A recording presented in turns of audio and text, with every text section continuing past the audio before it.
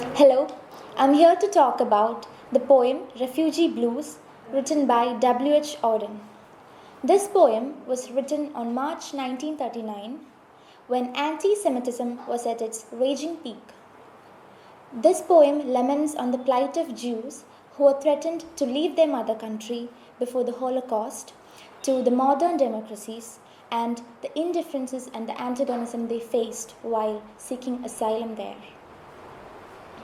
This poem is considered as one of the most significant responses in the context of violation of human rights of the Jews of Europe. This video will include a short explanation of the poem along with citing a few literary devices which is being used here. Say, this city has 10 million souls. Some are living in mansions, some are living in holes. Yet there's no place for us, my dear. Yet there's no place for us. Once we had a country and we thought it fair. Look in the atlas and you'll find it there. We cannot go there now, my dear. We cannot go there now. In the village churchyard there grows an old yew. Every spring it blossoms anew. Old passports can't do that, my dear. Old passports can't do that. The consul banged the table and said, "If you've got no passport, you're officially dead." But we are still alive, my dear. But we are still alive. Went to a committee. They offered me a chair, asked me politely to return next year. But where shall we go today, my dear? But where shall we go today? Came to a public meeting. The speaker got up and said, "If we let them in, they will steal our daily bread." He was talking of you and me, my dear. He was talking of you and me. Thought I heard the thunder rumbling in the sky. It was Hitler over Europe saying, "They must die." Oh, we were in his mind, my dear. Oh, we were in his mind. Saw a poodle in a jacket fastened with a pin. Saw a door opened and a cat let in. But they weren't German Jews, my dear. But they weren't German Jews. Went down the harbor and stood upon the quay. Saw the fish swimming as if they were free. Only 10 feet away, my dear. Only 10 feet away.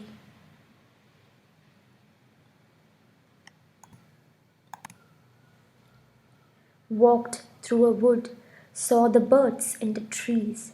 They had no politicians and sang at their ease. They weren't the human race, my dear. They weren't the human race. Dreamed I saw a building with 1,000 floors and 1,000 windows and 1,000 doors.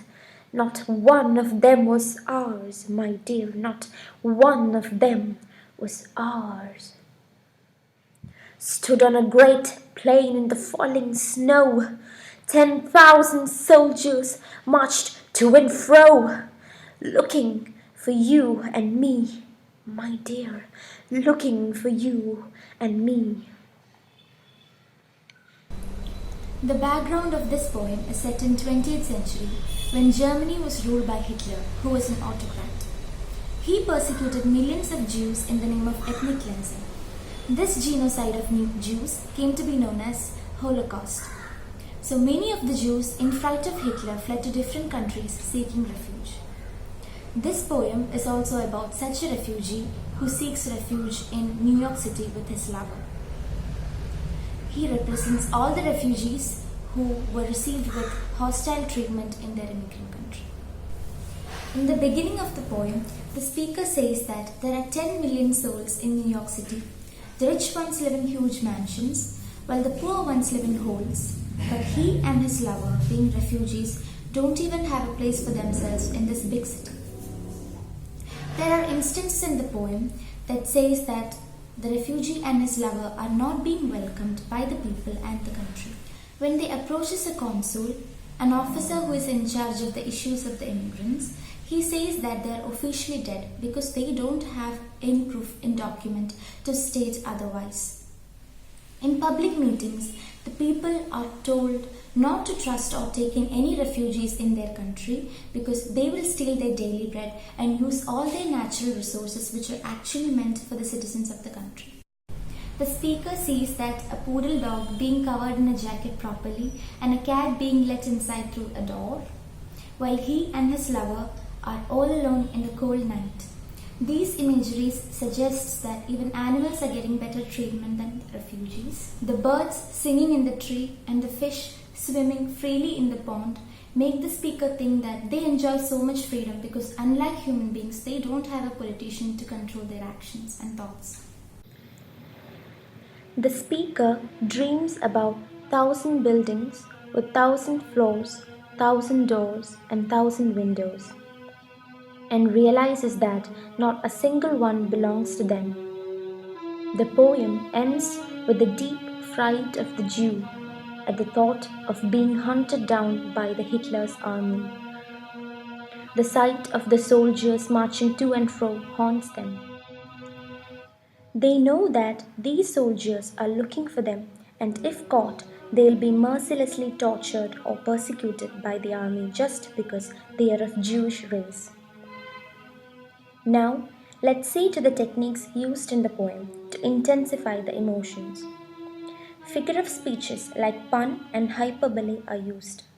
Starting with the construction of the poem, it's written in 12 stanzas of 3 lines each. The phrase gets repeated in the last lines of each stanza.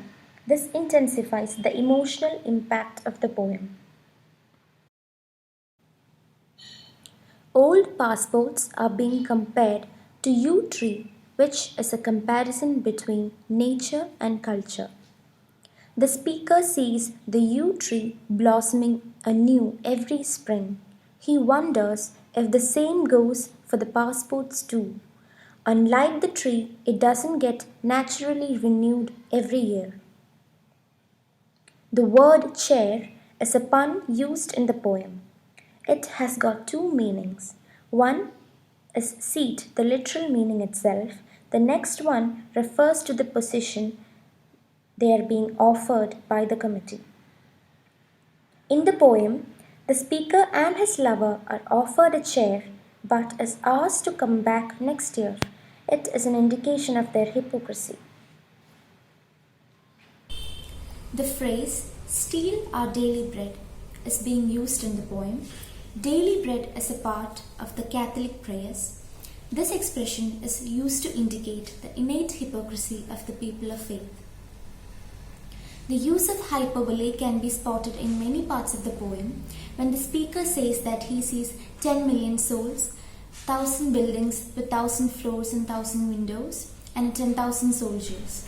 The use of hyperbole is to indicate the magnitude of arrogance the people have towards the Jewish refugees. There is a repetition of the phrases of the last lines of each of the stanza, along with the insertion of the word dear frequently. This makes the poem very touching, emotional, and powerful. The rhyming scheme used in the poem is AAB. The title Refugee Blues has its own significance as well. Blue is generally referred as a song that laments on depression. Here, Refugee Blues becomes a lamenting song for the plight of Jews.